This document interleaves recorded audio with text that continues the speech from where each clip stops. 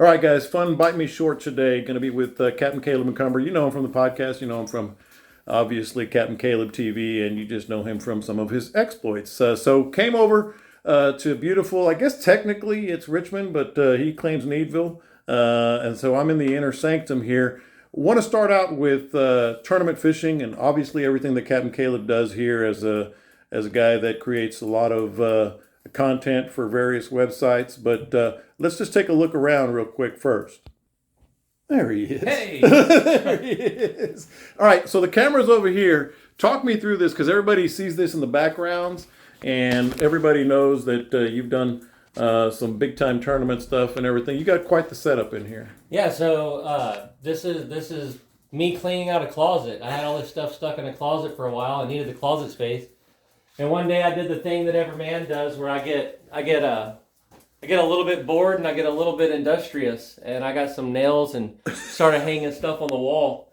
And you wouldn't believe how many times it took me to reset all this up. In fact, that number 14 from the World Series this year just came in, or rather, I just found it from the series, and it took me an hour to find a spot to put it on the wall. I didn't plan appropriately, but I'm a sentimental guy. A lot of the stuff on this wall is just stuff that's special to me. That's from my 40th birthday, and yeah, well, I guess we got to put a warning on the video now, but that's cool. Yeah, but every little thing of it. These pictures are trophies from different Excaliburs, the World Series and stuff, and then I had some Gilmore checks that fit up there, and there's little mementos of Chris Williamson, who was a good friend of mine in Laguna. He passed away. I got his picture on the wall, my dad's picture on the wall, stuff my kid made for me at school. I don't get rid of much. I got boxes full of every little thing. I have a hard time throwing anything cool away. But yeah, this is the studio. Then there's this. That's what I wanted to talk about right here. So this is, when all y'all see me and it looks like it's nice and tidy behind me, actually, I've got a 9-foot green screen that pops up behind me to save you from seeing the toolbox and all this stuff. If I get back from a fishing trip, it's wrecked back there. So I've got an 8-footer. I've got a little 5-footer here. Those are both pop-ups. That's on the wall for sound. I'm really weird about sound. Yeah, I am too. And then this is my editing / streaming / podcast setup. I used to have, John, you've seen it. I had 4 or 5 huge monitors, look like NASA in here. And I bought a polling skiff, and I bought a Mac computer, and so I instantly went yuppie, and I had to do like the simplicity stuff. So I got a 42-inch curved monitor here. It works really well for my editing. These lights, I have to turn these on whenever I do the live streams. This setup right here is how I record all the podcast stuff. That's a Rode Podcaster Pro. I can level all my sounds. I can put music in if I want to, which John loves when I do that. Mic's always on standby, monitor, headphones. Well, the one thing that I do like about it really is I can't work if I have clutter, and I know you're looking around this, like there's clutter. If I can't, it's all organized. If I can't see clutter right here, so this entire system is ran by this little box right here. I get back in, my laptop is right here, and I plug it into that box. It hooks it up to the Rodecaster, the mics, the speakers, everything, and I really like that. And then, of course, there's the fishing aspect of it. There's always a fishing aspect of it. How do you work that bait, by the way? You got. If you think you're working it slow, work it slower, because your elbow's about to come off. Exactly. Now that's compliments to Anglers Anonymous. I wouldn't pick that up. I'm going to use it for some knot demos and everything. Well, we're going to do that in a future video for sure. Yeah, but so when it comes to YouTube stuff, this is my camera rig, mics, lights, camera, monitor, everything is encased in it. And then the background back here is kind of cool. It doubles as not only my backdrop whenever I'm doing things, but I'll walk up to this thing and say, I feel like these 3 top waters, I need them today, Corkies. I have all of my used Corkies sitting here, so if I get myself in a bind, I can put new hooks on them or whatever and take those out. I've got the new stuff here, which these are actually originals out of Paul's garage, so these will actually never be used. Wow. But yeah, I can come up here and get the stuff I need. I've got a bunch of fishing reels over there. I've got my good baits sitting over in the front. I don't prescribe to keeping a bunch of jig heads around. Obviously. And look at our little fella up here in the corner. Oh, look, we got an otter. We got an otter in We here. got an otter in here. That was a gift at the fishing show from a Bite Me listener. And then let's talk about what you obviously do is go fishing. So I'm guessing this is kind of obviously it's the headquarters, but take us through. You got a trip. What are you doing? I got a trip. First thing I'm doing, I'm coming in here. I'm finding what plastics I want to grab. Actually, that's the grab box right there. I've got an assortment of all kinds of different K-wigglers, jig heads.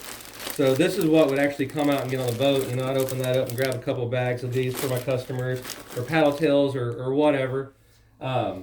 Then I've got all my different rods, my trout rods, my red fishing rods. They're all here in the corner over there. And I'll grab all my stuff. I even got fishing shirts and stuff sitting right here. So this is tournament time, guiding time, whatever it is.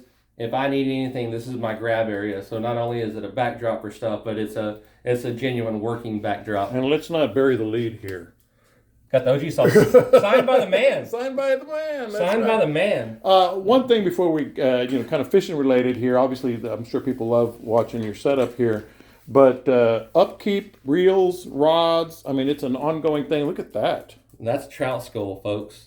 That. And I've seen trout skulls from 28, 29 inches, and they're about that long. So what do you think that one was? It's pretty stinking big. Yeah. I'm not even going to act like I'm a biologist, but I have sent this to several biologists, and they have confirmed that it is a trout skull. So I think it's cool. A customer of mine found this on the beach. It was kind of a funny story. I was out fishing with them. They're like, man, we saw this huge trout skull down on the other end. And I was like, you didn't pick it up? Yeah. They're like, no, we left it there. And so half of that trip that day was spent looking for this thing. So they found it. What kind of time goes into getting this thing set up? You got a trip of, let's say, 2 guys tomorrow. 10 minutes. What are you doing? 10 minutes? 10 minutes. So what do you do? You just walked us through some of it. Yeah. But then you got, obviously, the rods. You got to find out, we talked about this on the podcast. You got to find out what kind of fishermen they are, et cetera. Right. Take us through that. Again, I've had the conversation with them. I know if they need rods or not. Most of the time, my customers don't need their rods. So I'm grabbing lures that work for everybody. I'm grabbing 2 of my rods, and I'm out the door with it. Now, if they do need rods, then I have plenty of this may be why people don't ever borrow rods from me. So I have plenty of these sitting in the barn waiting on them ready to go. Exactly. But yeah, no, it's quick. This is 10 years of guiding and about 3 years of building this room up. So everything's streamlined. It's in order. I can grab it. I can go.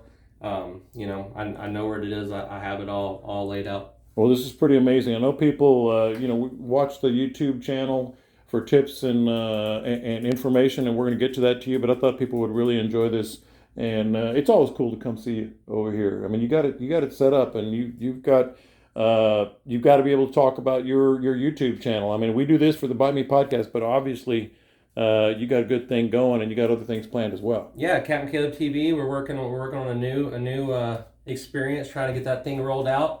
I think it's going to be great. I digress. This is for the Bite Me podcast because that's our people, man. But very few people have actually been in this room. That's right. The inner sanctum. The inner sanctum. Yeah. You've been here. So I have put a lot of work and a lot of time into it, and most of it is for my motivation and to keep me going. Because when I sit down and look at this stuff, it gets me in that headspace. I just like stuff organized, man. Like this is heaven for me. But, like I have to have everything in a place and a place for everything. And then of course there's that fella. Yeah, that's Steve's office right here. He doesn't have his collar on. He's nude right now. He's naked. Yeah. Naked Steve. All right, guys. That was just a little glimpse there. We're going to talk with Capt Caleb for sure in future videos. But don't forget to subscribe to the YouTube channel. Don't forget to subscribe to the podcast. And I'm sure you'll see Caleb out on the water. You may need a tow.